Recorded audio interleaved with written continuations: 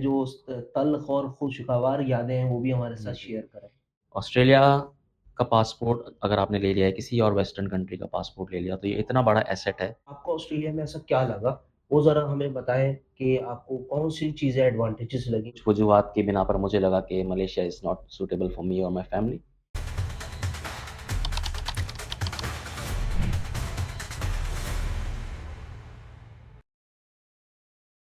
अस्सलाम वालेकुम, border blend talks के साथ मैं हूँ Mohsin Ali, director and principal consultant at border blend. आज हमारा जो टॉपिक है वो है सफ़र में इल्म है। जब आप अपनी लाइफ में बेटर अपॉर्चुनिटी के लिए और बेस्ट करियर के लिए जब आप कोई और कंट्री चूज़ करते हैं फॉर अ बेटर फ्यूचर, कोई और डेस्टिनेशन चूज़ करते हैं, बिल्कुल उसी तरीके से जब आप कोई घर लेने जाते हैं और उस घर को लेने के लिए आप उसके बारे में मालूमात करते हैं कि उसके एडवांटेजेस क्या हैं, उसके डिसएडवांटेजेस क्या हैं, किस चीज़ की कमी है, कौन-सी चीज़ ऐसी है जो कमी पूरी कर सकती है। बिल्कुल इसी तरीके से जब आप किसी बाहर डेस्टिनेशन को चूज़ कर रहे होते हैं, तब आपके माइंड में एक ही सवाल होता है कि उसके एडवांटेजेस क्या हैं, उसके डिसएडवांटेजेस क्या हैं। बिल्कुल जैसे कि हमारा मुल्क एक बेहतरीन मुल्क है, मगर उसके साथ जब आप अच्छी अपॉर्च्युनिटी के लिए किसी और डेस्टिनेशन को चूज़ कर रहे होते हैं, तो आप चूज़ करते हैं काफ़ी सारी कंट्रीज़ हैं, मगर आजकल की इस टाइम में किसी भी मुल्क की शहरियत, सिटीज़नशिप लेना बहुत मुश्किल हो गया है। जहाँ पर आपको एक ऑस्ट्रेलिया एक ऐसा मुल्क है, जो आपको सिटीज़नशिप, परमानेंट रेज़िडेंसी के बाद प्रोवाइड करता है। हमारे साथ आज मौजूद हैं उसी से कंसर्न मेहमान, जिनका नाम है मिस्टर यासिर गोरेल साहब। ये ऑस्ट्रेलिया में पिछले 10 साल से रिहायशी हैं वहाँ पे और ऑस्ट्रेलियन सिटीज़न भी हैं। किस तरीके से इन्होंने पाकिस्तान से सफ़र का आगाज़ किया और ऑस्ट्रेलिया की सिटीज़नशिप हासिल करी, ताकि आप लोगों को भी उस चीज़ का अंदाज़ा हो कि इन्होंने वहाँ पे क्या डिसएडवांटेजेस देखे और क्या एडवांटेजेस देखे। आइए आज हम उनसे मुलाकात करते हैं। अस्सलाम वालेकुम यासिर साहब, वालेकुम अस्सलाम। कैसे हैं आप? अल्हम्दुलिल्लाह मैं ठीक हूँ मोहसिन, आप कैसे हैं? मैं बिल्कुल ठीक-ठाक। यासिर साहब आप ऑस्ट्रेलिया में पिछले 10 साल से हैं और आपने माशाल्लाह ऑस्ट्रेलियन सिटीज़नशिप भी है आपकी और आप मेरे बहुत अच्छे दोस्त भी हैं और मैं अच्छे से जानता हूँ कि आपकी फैमिली पूरी वहाँ पे सेटल्ड है। माशाल्लाह से आपके जो छोटे साहबज़ादे हैं वो भी ऑस्ट्रेलिया के सिटीज़न मतलब वहाँ पे बॉर्न हुए हैं। तो मुझे आपसे ये क्वेश्चन नाज़रीन को असल में हमारे ये जानना होता है कि ऐसा क्या क्राइटेरिया सेट किया जाए कि वो ऑस्ट्रेलिया में मूव हो सकें, वहाँ पे सेटल हो सकें for their better future, better career, better opportunities के लिए। तो सबसे पहले तो मैं आपसे ये सवाल करूँगा कि आप हमें ये बताएँ कि आपका प्रोफ़ेशन क्या है?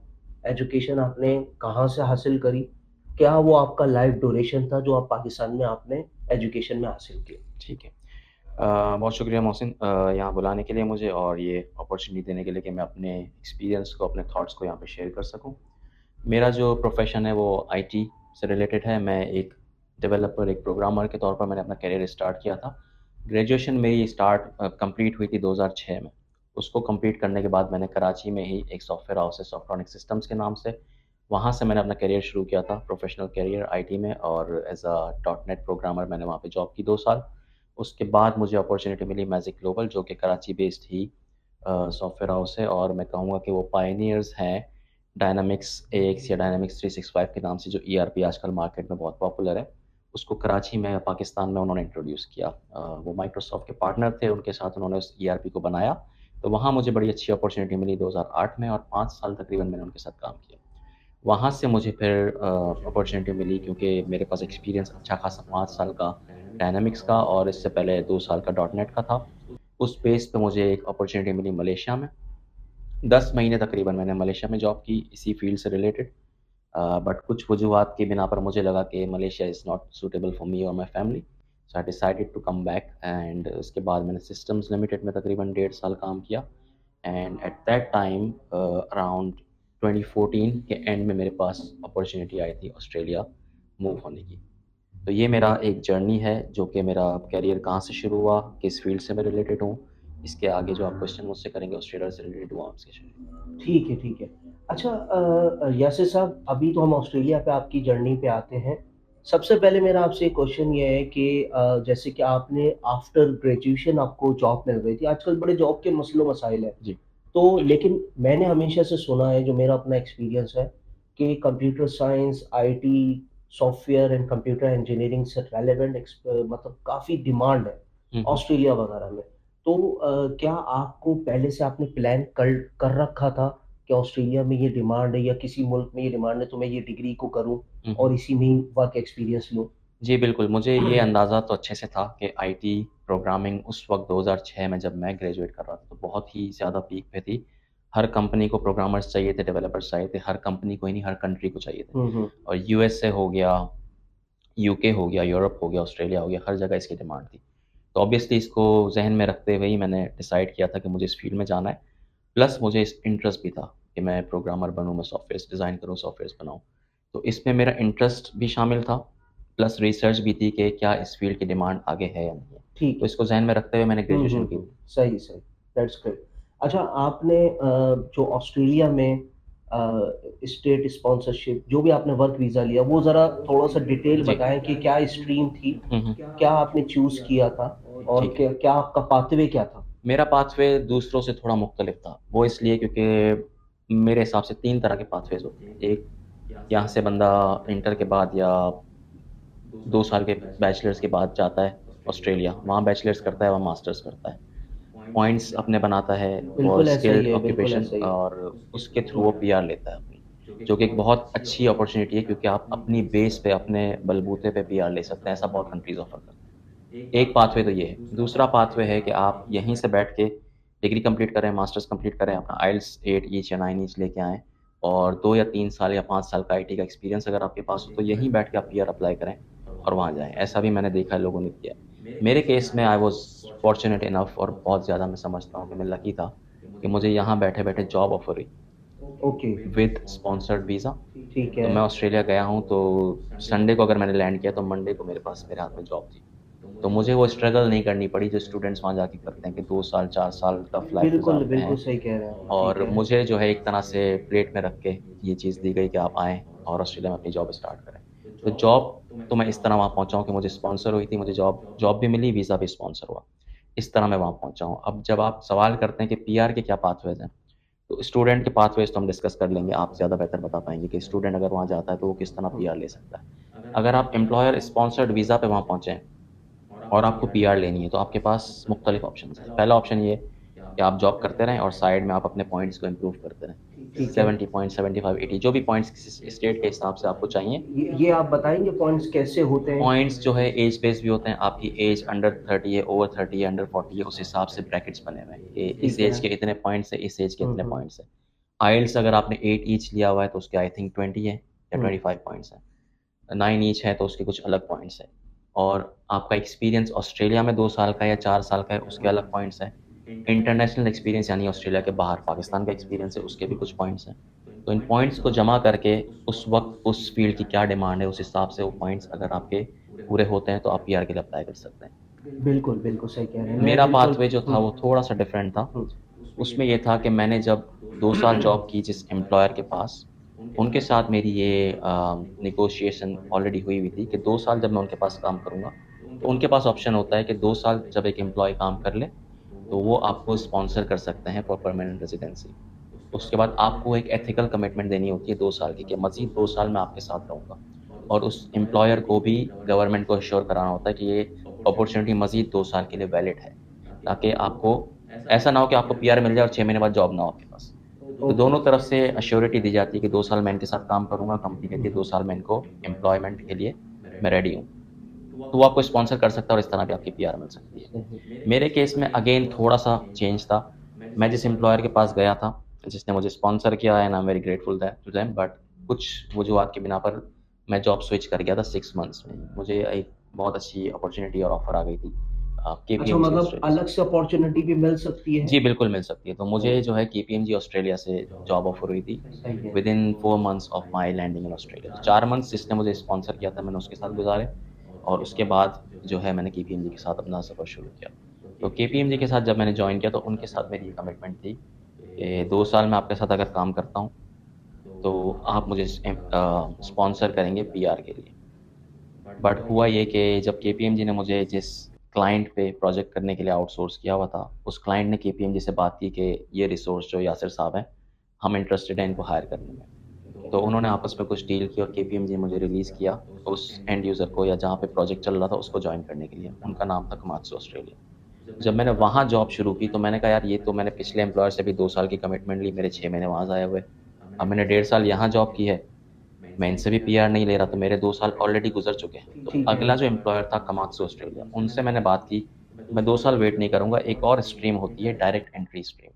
अच्छा, अच्छा, उसमें ये सही है। होता है कि मैंने एम्प्लॉयर से ये बात की कि आप जो मेरा जॉब वीज़ा है, वो तो आप टेक ओवर करोगे फ्रॉम केपीएमजी टू कोमात्सु ताकि मैं आपके पास जॉब स्टार्ट कर सकूँ। बट इन पैरेलल इसी वक़्त मेरी जॉइनिंग के साथ ही आप मेरी पीआर अभी अप्लाई करेंगे। एम्प्लॉयर के पास ये ऑप्शन होता है, डायरेक्ट एंट्री स्ट्रीम कहते हैं इसे। ठीक तो है। मेरी पीआर जो है वो इस स्ट्रीम के थ्रू आई तो हुँ। जब मैंने कोमात्सु जॉइन किया तो 2 साल के वेट के बाद अगर वो पीआर अप्लाई करते, उसके बजाय 9 महीने के अंदर मेरे पास पीआर मेरी मौजूद थी। अच्छा, आई होप कि हमारे जो है वो ऑडियंस जो इंफॉर्मेशन टेक्नोलॉजी से रेलेवेंट वाली है वो ये कोमात्सु है, केपीएमजी की कंपनीज़ को समझ रही होगी कि ये किस जो है प्रोफ़ेशन की बात कर रहे हैं और कंपनी की बात कर रहे हैं। थोड़ा-सा मैं इसको तो और जी, इस जी, फ़ील्ड को थोड़ा-सा और बता दूँ कि मेरा बैकग्राउंड आईटी में जो स्टार्ट हुआ था, वो डेवलपर प्रोग्रामर का था, जो कि ठीक है। Visual basic, C sharp. हुँ, बट जब मैं डायनामिक्स में मूव कर गया, डायनामिक्स एक्स एंड 365, तो इट्स मोर टुवर्ड्स कंसल्टिंग। मैं एज़ अ टेक्निकल कंसल्टेंट काम करता हूँ, इसमें डिज़ाइन्स भी आते हैं सॉफ्टवेयर के, इसमें आर्किटेक्चर भी आ जाता है, इसमें कोडिंग और डेवलपमेंट भी आ जाती है। तो इसमें भी 2 स्ट्रीम्स होती हैं, एक फंक्शनल कंसल्टेंट होता है और एक टेक्निकल कंसल्टेंट होता है। फंक्शनल कंसल्टेंट्स जो होते हैं वो मोर टुवर्ड्स बिज़नेस साइड होते हैं। बिज़नेस की ये रिक्वायरमेंट्स है, बिज़नेस को ओके, इस तरह ठीक है। चलाना है। तो वो रिक्वायरमेंट्स को मैप आउट करते हैं, गैदर करते हैं। फिर टेक्निकल कंसल्टेंट जहाँ पे सॉफ्टवेयर को मज़ीद इम्प्रूवमेंट की ज़रूरत होती है, वहाँ पे वो फिर अपनी कोडिंग के थ्रू उसको कस्टमाइज़ करते हैं। तो KPMG as a software company में भी लोगों को अट्रैक्ट ना करे, बट जब आप कंसल्टिंग में आते हैं तो केपीएमजी या बिग 4 की जो दूसरी कंपनीज़ हैं या कोई एंड यूज़र्स हैं, वहाँ पे बहुत डिमांड बढ़ जाती है फिर चीज़ों की। मैंने कहा मैं अच्छा थोड़ा इसको भी क्लियर कर अच्छा, दूँ। यासिर साहब, आपने अभी बताया कि किस तरीके से जो आपने 2 इयर्स गुज़ार दिए और कोमात्सु से आपने अपनी डिमांड रखी। मुझे जी, जो समझ में आ रहा है, आपने अपनी जी, डिमांड रखी। जी, तो क्या आपको मतलब अब कोमात्सु एक बड़ा नाम है, तो आपको नहीं लगता है कि कुछ तो स्किल्स उन्होंने आपके अंदर देखी होंगी? जी। आपको क्या लगता है वो क्या स्किल्स होनी चाहिए एक जो है आईटी से रेलेवेंट स्पेशलाइज़्ड की? देखिए, जब जो मैंने देखा है पाकिस्तान से जो आईटी का बंदा ग्रेजुएट होके बाहर जाता है, स्पेशली अगर उसके पास 5 साल साल का अच्छा इंडस्ट्री का एक्सपीरियंस है, तो वो बहुत ज़्यादा मैच्योर, बहुत स्किलफुल रिसोर्स होता है। पाकिस्तान में आईटी के जो प्रोग्रामर्स हैं, यहाँ पे जो लड़के हैं, वो बहुत-बहुत डिमांड में है क्योंकि उनका काम बहुत अच्छा है। अच्छा, जब ये ज बात आप मतलब जी, क्योंकि बहुत अच्छी बात है ये, मैंने वहाँ बहुत पे खुशी हुई। मैंने पाकिस्तानीज़ जी, काफ़ी देखे हैं, मेरे कोलीग्स बहुत पाकिस्तानी हैं। केपीएमजी में मैंने बहुत पाकिस्तानीज़ के साथ काम किया। मैंने तमाशू में भी तकरीबन मेरी टीम में 6 पाकिस्तानी थे। कराची से सही मैं है। उन्हें जानता भी था क्योंकि हमारी जो डायनामिक्स की फ़ील्ड है, वो बहुत नीश्ड है, बहुत बहुत छोटी फ़ील्ड है। तो बहुत से लोग एक-दूसरे को बहुत अच्छे से जानते हैं। तो पाकिस्तानी लड़के बहुत डिमांड में हैं वहाँ पे आईटी में। तो इसमें कोई आपका मुल्क पाकिस्तान है, इसमें आपको कोई शर्म की बात नहीं है। अगर आपके पास स्किल्स हैं, तो आपकी स्किल्स मैटर करती हैं। बिल्कुल, बहुत अच्छा और लगा ये जब सुन उन्होंने के। मुझे अप्रोच किया और उन्होंने केपीएमजी से बात की, तो मुझे पता था कि कुछ ऐसा है जो उन्होंने मुझ में देखा है। तो मैंने ये सोचा कि मैं इनके सामने अपनी डिमांड रख सकता हूँ। तो बजाए इसके कि मैं उस वक़्त सीधा-सीधा जॉब एक्सेप्ट कर लेता, मैंने कुछ नेगोशिएशंस की, कुछ सैलरी पे थी।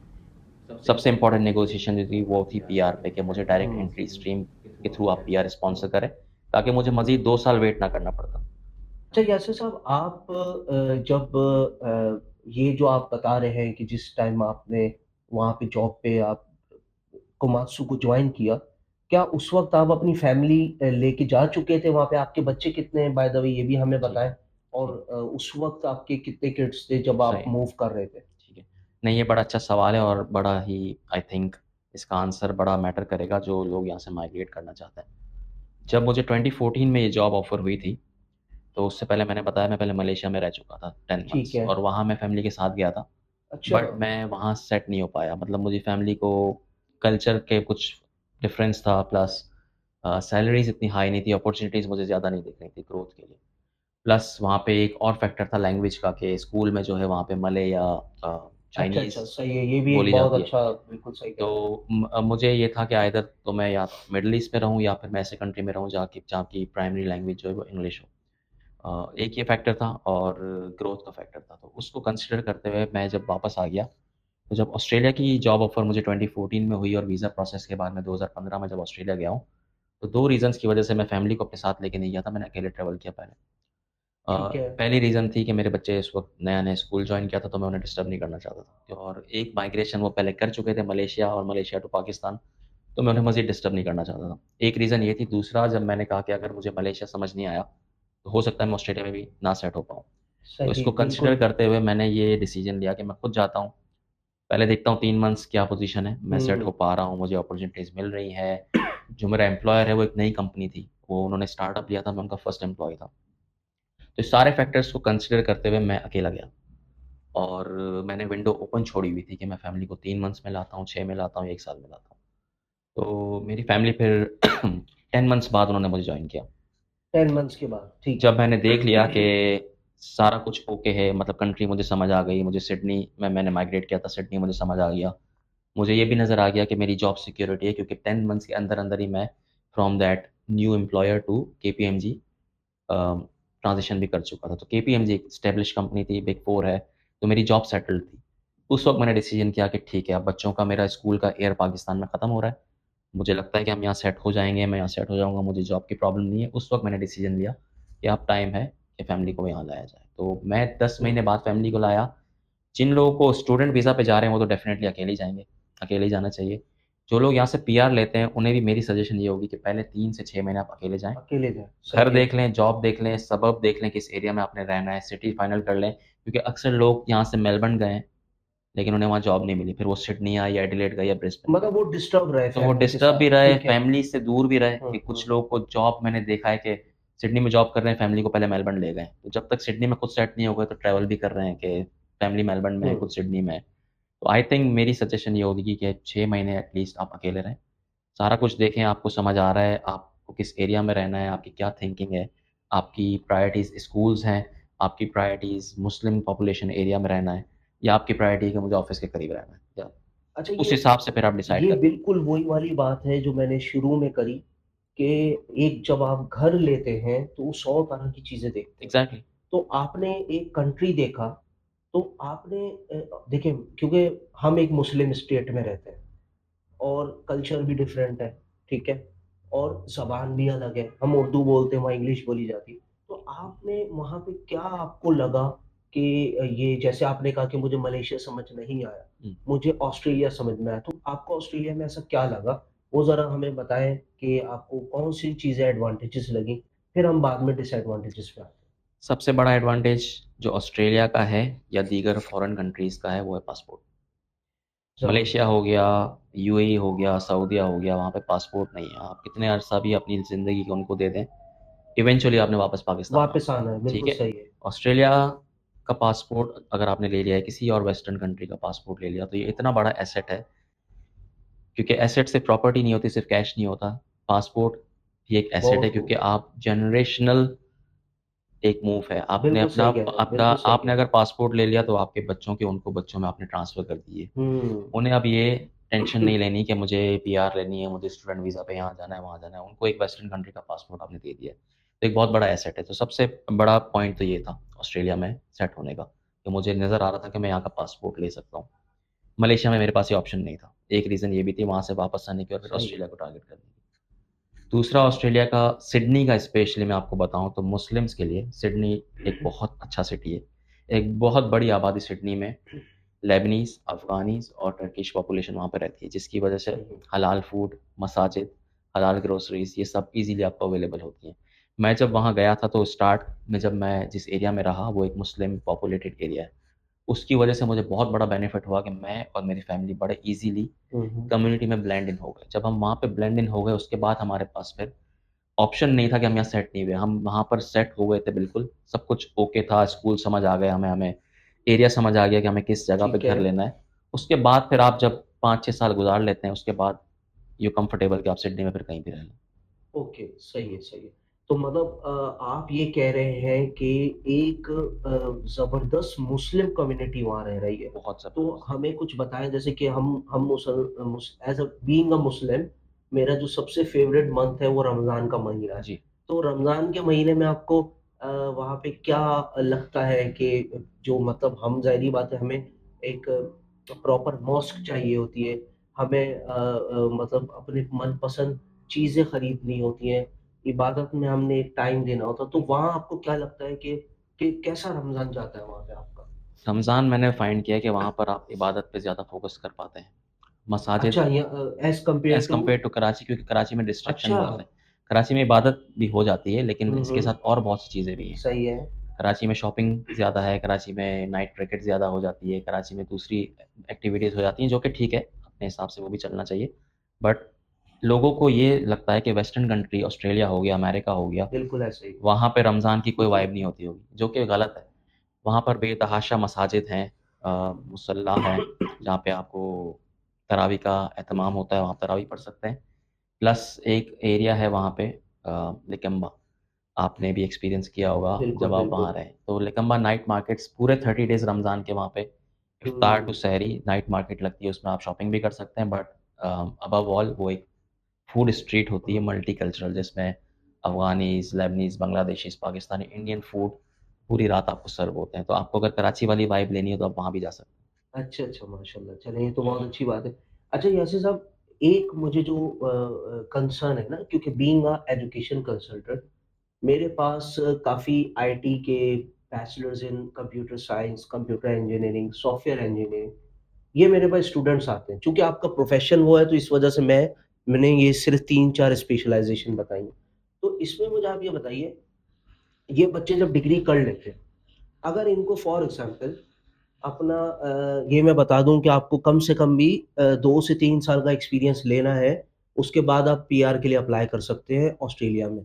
तो मुझे सिर्फ़ यहाँ पे ये बताना है आपको कि कि डिग्री खत्म होने के बाद स्टूडेंट ऐसी क्या चीज़ टारगेट करे, ऐसी कौन-सी स्पेशलाइज़ेशन में ग्रिप हासिल करे कि वो ऑस्ट्रेलिया में अपना पाथवे बना सके? जी।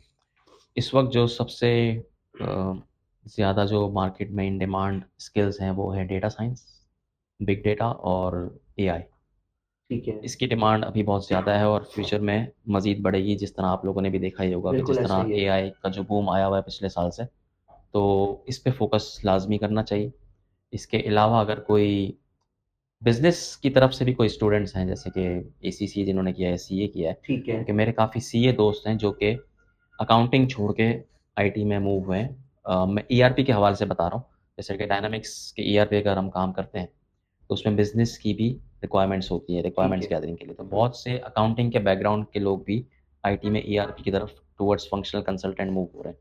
तो एक फंक्शनल कंसल्टेंट, बिज़नेस एनालिस्ट, ये एक ठीक अच्छी है। स्किल्स हैं जो नॉन आईटी प्रोफ़ेशनल्स हैं उनके लिए। या आईटी में कुछ ऐसे लोग हैं जो कि प्रोग्रामिंग या कोडिंग को छोड़कर कुछ और करना चाह रहे हैं, तो बिज़नेस एनालिस्ट के रोल की तरफ आ सकते हैं। आईटी में जो लोग हैं वो कोडिंग एक तो है ही, अदर देन दैट एआई आ गया, डेटा साइंस हो गया, डेटा एंड एनालिटिक्स आ गया।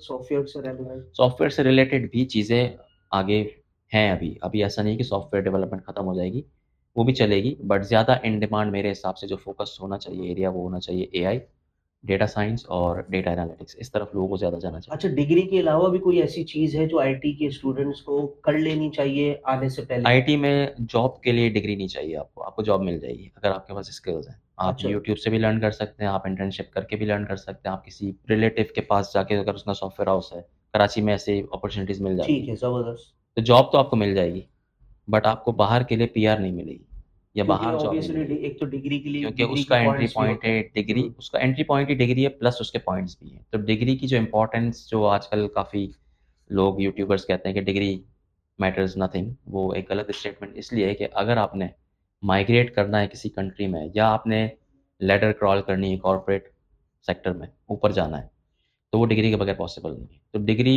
होनी चाहिए, ज़रूर होनी चाहिए। देखिए डिग्री तो जॉब का हिस्सा ही नहीं है बेसिकली, जो मेरी एक अपनी थिंकिंग है। डिग्री तो आप इसको एज़ अ क्वालिफ़िकेशन लें, ये आपकी पहचान है जो आपको जो है वो बूम देती है। अच्छा यासिर साहब, मुझे एक और आपसे क्वेश्चन ये है कि जैसे कि यहाँ पर काफ़ी सारे students after job job find out करते हैं। अब जब वो जॉब फाइंड आउट करते हैं तो ज़ाहिर-सी बात है उनको 30-35,000 स्टार्टिंग सैलरी मिलती है, अगर हुँ, ये हुँ। भी मिल रही हो, अब हुँ, हुँ। I don't know. तो ये एक बड़ा जो है ना वो मुझे लगता है कि एक सैड पार्ट है ये। हुँ, हुँ। तो आपको क्या लगता है कि अब जैसे कि आपने कहा मैंने जॉब अप्लाई करी, मुझे जॉब मिल गई, तो वो क्या की बेनिफिट्स हैं, क्या ऐसे की पॉइंट्स हैं जो बच्चे करें ताकि उनको जॉब्स भी मिलें? एक तो एक्सपीरियंस आपने लेना ही लेना है, अगर आपको 30,000 की भी जॉब मिल रही है और कहीं और कुछ नहीं मिल रहा, तो आप 30,000 वाली जॉब ज़रूर लें और ज़रूर सीखें। लें, ठीक है, सीखें, अपना ठीक है, नेटवर्क बनाएँ, लोगों से मिलेंगे, कोई वहाँ से जॉब करके कहीं और मूव करेगा, हो सकता है वो आपको अपने साथ ले जाए। हो सही सकता है। है वो कहीं और आपको रेफ़र कर दे। हो सकता है आप उसी 30,000 की जॉब पे किसी क्लाइंट के लिए काम कर रहे हो, क्लाइंट को आपका काम सही पसंद है। आ जाए और क्लाइंट आपको कोई ऑफ़र दे दे या कहीं और रिकमेंड कर हुँ, दे। हुँ। तो घर ना बैठें, 30,000 की मिल रही है तो 30,000 वाली ले लें। जो जॉब मिल रही है वो ले लें, उससे आपको 2 फ़ायदे होंगे, एक आपका सैलरी तो मिल रही होगी, प्लस आपका नेटवर्क बनेगा, प्लस आपका एक्सपीरियंस बनेगा। तो उसको नहीं छोड़ना और टाइम ज़ाया नहीं करना। तो मार्केट में तो आप आ जाएँ जिस जॉब पे भी आना है, प्लस आप अपनी ऑनलाइन प्रेज़ेंस बढ़ाएँ, लिंक्डइन लिंक्डइन पे लोगों से कनेक्ट करें, लिंक्डइन की प्रोफ़ाइल को बेहतर करें, उसको अच्छे से अपडेट करें, अपने एक्सपीरियंस को मतलब लिखें। लिंक्डइन एक बहुत अच्छा पाथवे है टू लिंक्डइन फाइंड इतना जॉब्स। अच्छा टूल है कि मैंने पाकिस्तान से बाहर 2 जॉब्स की, मलेशिया और ऑस्ट्रेलिया।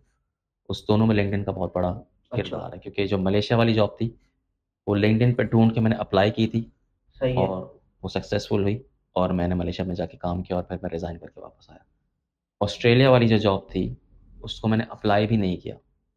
वो खुद मुझे अप्रोच किया गया कि हमारे पास ये अपॉर्च्युनिटी है, अगर आप हुँ, रेडी हैं, अवेलेबल हैं, तो हम आपको वीज़ा भी देंगे, हम आपको जॉब भी ऑफ़र करेंगे और स्पॉन्सरशिप भी देंगे। तो सही है। लिंक्डइन की इम्पोर्टेंस बहुत ज़्यादा है, तो स्टूडेंट्स अपनी यूनिवर्सिटी के एयर्स से ही उसको बनाएँ, उसको अपडेट करें, उसमें अपने नेटवर्क को ग्रो करें, प्रोफ़ेसर से कनेक्ट करें, आईटी के दूसरे जो लोग हैं, जो दूसरे सॉफ्टवेयर हाउसेज़ में काम कर रहे हैं, उनसे कनेक्ट करें और अपनी डिस्क्रिप्शन, बायो जो होती है उसको और अपना कोई भी एक्सपीरियंस इंटर्नशिप का, उसको 2-3 पैराग्राफ्स में एटलीस्ट लिख के ज़रूर रखें उसमें, ताकि सामने वाला आपको जान सके, अगर आपकी प्रोफ़ाइल कोई देख रहा है कि आप क्या सही। काम करते हैं। अच्छा यासिर साहब, सवाल तो बहुत ज़्यादा हैं, ठीक है ना? वो म हम इसको इंशाल्लाह कवर करने की किसी और नेक्स्ट एपिसोड में कोशिश करेंगे। मेरा जो आपसे लास्ट जो क्वेश्चन है और बड़ा इम्पोर्टेंट है, बहुत सारे बच्चों ने डिग्रीज़ कर ली, एक्सपीरियंसेस भी हैं, मगर वो इमिग्रेशन को या तो अवेयरनेस नहीं है और अगर उनको अवेयरनेस है, तो वो घबराते हैं क्योंकि मैं जब एजुकेशन कंसल्टेंट मेरे पास कोई आता है, कि तो मैं उनको पॉइंटिंग स्ट्रीम्स के बारे में बताता हूँ, तो वो मुझे कहते हैं यार हम आइल्स ही कर सकते। 3 बार, 4 बार हमारा ना 7 ईच आ रहा है, ना 8 ईच आ रहा है। तो मैं उनको ये पर्सनली कहता हूँ भाई अगर तुम्हें 10 टाइम्स भी देना पड़े, तो भी कम है। क्योंकि जो मुझे पता है परमानेंट रेजिडेंसी की और सिटीजनशिप की वर्थ क्या है, तो वो ज़रा आप हमारे ऑडियंस को बताएँ कि ग्रीन पासपोर्ट से लेकर ऑस्ट्रेलिया के पासपोर्ट तक की वर्थ क्या है? नहीं देखिए, कीमत आपने क्या है इसकी? आपने बड़ा अच्छा सम अप किया है, आपके सवाल में ही जवाब भी है कि जैसे आपने कहा कि 10 बार भी देना पड़े, तो दो, अगर 7 चाहिए तो 7 के लिए 10 बार दो, 8 चाहिए तो 8 के लिए 10 बार दो। आपको मुश्किल लगेगा, पैसे भी खर्च होंगे, मेहनत भी करनी पड़ेगी, पढ़ना भी पड़ेगा और फ्रस्ट्रेशन भी है, but it's worth it, totally worth it. आइल्स भी मतलब आपको लगता है कि ये आपने जो पासपोर्ट ले लिया यानी कि आपकी बहुत दुनिया की सबसे मेरे ख़्याल से सबसे बड़ी अचीवमेंट होगी। बहुत बड़ी अचीवमेंट है किसी हुँ, के लिए भी, जो भी बाहर का पासपोर्ट ले लेता है, चाहे वो ऑस्ट्रेलिया का हो, चाहे वो यूएस का हो, चाहे वो कनाडा का हो या न्यूज़ीलैंड का हो। क्योंकि आप रैंकिंग में देख लें तो आई थिंक ऑस्ट्रेलिया का पासपोर्ट जो है वो 189 या 190 कंट्रीज़ में आपको वीज़ा फ्री एंट्री देता है। वीज़ा फ्री है। वीज़ा फ्री एंट्री 190 कंट्रीज़ और आई थिंक 6th पोज़ीशन पे है ऑस्ट्रेलिया का पासपोर्ट। तो सही। इससे आप अंदाज़ा लगा लें कि आपके लिए अपॉर्च्युनिटीज़ कितनी खुल जाती हैं। अगर आपने ऑस्ट्रेलिया में बाद में नहीं भी रहना है, 10 साल बाद आपने मिडल ईस्ट आना है, अब उस या पासपोर्ट को अपने कहीं अपनी कंट्री अपने वापस मुल्क में आना है। वापस आना है, तो आपके पास एक हुँ, अपॉर्च्युनिटी होगी टू हुँ। Go back to, in case अगर आप वापस जाना चाहें, आप पासपोर्ट है आपके पास, आप वापस जा सकते हैं। इन केस आपके बच्चों ने आगे तालीम हासिल करने वापस जाना है, आप पाकिस्तान मूव हो जाते हैं। 10 साल बाद बच्चों ने जाना है, तो उनके पास भी पासपोर्ट है, तो वो जा सकते हैं। तो जैसे मैंने पहले भी कहा था कि पासपोर्ट एक ऐसा एसेट है, जो आप ट्रांसफ़र करते हो अपनी जनरेशंस में। तो बिल्कुल ऐसी उसको है। लेने के लिए आपको आइल्स 10 बार देना पड़े, 15 बार देना पड़े, 20 बार देना पड़े, आप दें, ज़रूर दें। और आई थिंक प्रैक्टिस के साथ आप 4 या 5 अटेम्प्ट में जो रिज़ल्ट आपको चाहिए आप ला सकते हैं। आपको 15-20 बार करना अच्छा नहीं यासिर पड़ेगा। साहब, अभी हम थोड़ा ना ऑस्ट्रेलिया के आपने एडवांटेजेस बताया, आपने पासपोर्ट की हमें कदर-ओ-कीमत बताई। अब आप ज़रा ये बताइए डिसएडवांटेजेस क्या है? हुँ, क्योंकि मुझे अच्छे से याद है यासिर साहब, आप जब ऑस्ट्रेलिया आए तो 10 महीने जब विदाउट फैमिली थी और मैं उस वक़्त स्टूडेंट वीज़े पे था, तो आप हमारे साथ रहे थे। हुँ, तो क्या क्या डिफ़िकल्ट पॉइंट आपको लगा शुरू में आने के बाद? क्या स्ट्रगल आपको देखने हुँ। को मिली और क्या आपकी एक उसमें उसमें जो तल्ख़ और खुशगवार यादें हैं, वो भी हमारे साथ जी, जी। शेयर करें। ऑन अ लाइटर नोट तो मैं ये कहूँगा कि सबसे बड़ा डिसएडवांटेज तो ये था कि मुझे इनके साथ रहना पड़ा 10 महीने। अच्छा, बट अच्छा। टू बी वेरी फ्रैंक जो सबसे बड़ा डिसएडवांटेज है आप 3 महीने हो, 6 महीने हो, 10 महीने हो, जो फैमिली के बगैर आपने रहना पड़ता है, हुँ, वो डिसएडवांटेज तो है ही क्योंकि फैमिली से दूर रहना तो मुश्किल है। But very hard. स्टार्ट में जैसे आप किसी भी कंट्री में जाते हो, तो आप फैमिली के साथ भी जाओ तो मुश्किल ही होता है। तो आप एक तो दूसरी कंट्री में जा रहे हो, वहाँ के कल्चर को समझ रहे हो, वहाँ पे सेट होने की कोशिश कर रहे हो, नई जॉब शुरू कर रहे हो, वहाँ पे नया कल्चर है, उस कंपनी के, उस कंट्री के वर्किंग कल्चर को समझने की कोशिश कर रहे हो और फिर फैमिली भी आपसे दूर है।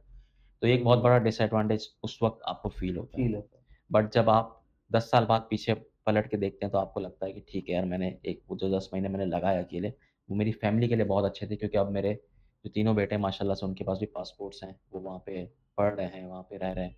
तो उस हिसाब से आई थिंक कि वो 10 मंथ्स जो मैंने अकेले वहाँ पे मुश्किल गुज़ारे, it was totally worth it. But मुश्किल तो थे बट उसका भी अपना एक मज़ा है कि जब हम एक हाउस शेयर कर रहा था मैं ये लोग वहाँ पे एज़ अ स्टूडेंट रह रहे थे, ये थे, इनके भाई थे और कुछ और लड़के थे। तो उनके साथ जो मेमोरीज़ बनी, उसकी भी अपनी एक वर्थ है क्योंकि जिस तरह हम रह रहे थे उस वक़्त फन भी था, लड़ाइयाँ भी बहुत होती थी और अ, डिफरेंट काइंड ऑफ खाना लाइफ़स्टाइल था। खाना भी खुद बनाया खाना भी खुद बनाते थे है। और मुझे एक बार अच्छे से याद है कि रमज़ान के दिन थे, तो 2-2 लड़कों की ड्यूटी लगती थी सहरी बनाने के लिए। तो सहरी में जब पराठे बनते थे 8 लोगों के लिए, तो तकरीबन कोई 15 से 20 पराठे बनते थे। तो एक बार मोहसिन जो है वो 2 बजे जॉब करके आए, तो उन्होंने कहा मैं जी, 4 बजे सहरी के लिए उठूँगा और पराठे बनाऊँगा। इससे बेहतर है मैं पराठे बना के सो जाता हूँ। तो ये साहब हाँ, 20 पराठे बना के सो गए और इनके जो पार्टनर थे वो 4 बजे उठे और उन्होंने भी 20 पराठे हाँ, बना दिए। तो 20 सहरी में पराठे 40 पराठे रखे हुए थे हमारे और सामने। और हमारी वाइफ़ आज तक हमसे सवाल करती हैं, "भाई कभी हमें तो पराठे बना के खिला दो।" तो इसी के साथ हम इजाज़त चाहते हैं क्योंकि गोडिल साहब से भी हम बड़ा शुक्रिया अदा करते हैं और इनसे भी कहते हैं कि ये आपको आखिरी अपना वर्ड्स हमें याद रखें और हमें बताएँ कि कैसा लगा आपको सारी चीज़ें। थैंक यू कि मुझे आपने यहाँ बुलाया और अपॉर्च्युनिटी दी अपना एक्सपीरियंस अपना सिडनी में मेरी जर्नी जो थी ऑस्ट्रेलिया की, किस तरह मैं वहाँ पहुँचा, किस तरह मैंने पीआर और सिटीज़नशिप ली, वो शेयर करने के लिए। मैं रिकमेंड करूँगा आप लोगों को बॉर्डर प्लान की सर्विसेज़ को आप ज़रूर यूज़ कीजिए। ये डिफरेंट है दूसरे कंसल्टेंट से इस तरह से क्योंकि ये साहब खुद तकरीबन 8-9 साल ऑस्ट्रेलिया में स्टूडेंट वीज़ा पर और दीगर वीज़ाज़ पे लाइफ़ गुज़ार के आए हैं। ये इनसाइड आउट ऑस्ट्रेलिया को समझते हैं, वहाँ के कल्चर को समझते हैं, स्टूडेंट को किस तरह वहाँ पे नेविगेट करना है, कहाँ जॉब करनी है, किस तरह की जॉब्स करनी है और यूनिवर्सिटी में किस तरह से खुद को मैनेज करना है, ये बहुत अच्छे से आपको गाइड कर सकते हैं और बता सकते हैं क्योंकि ये खुद सब कुछ एक्सपीरियंस करके आए हैं। तो बॉर्डर ब्लैंड की सर्विस को आप ज़रूर यूज़ कीजिएगा और जैसे कि इन्होंने बताया इंशाल्लाह सेकंड एपिसोड में आपसे मुलाकात होगी।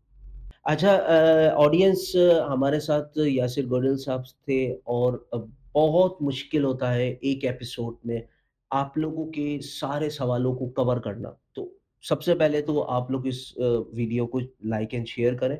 दूसरा ये है कि आपके कोई भी क्वेश्चंस हैं, तो आप वो नोट डाउन करें। हमारे कमेंट सेक्शन पे भी आप लिख सकते हैं और अपने पास भी नोट डाउन करें क्योंकि हम यासिर साहब की जान नहीं छोड़ने वाले।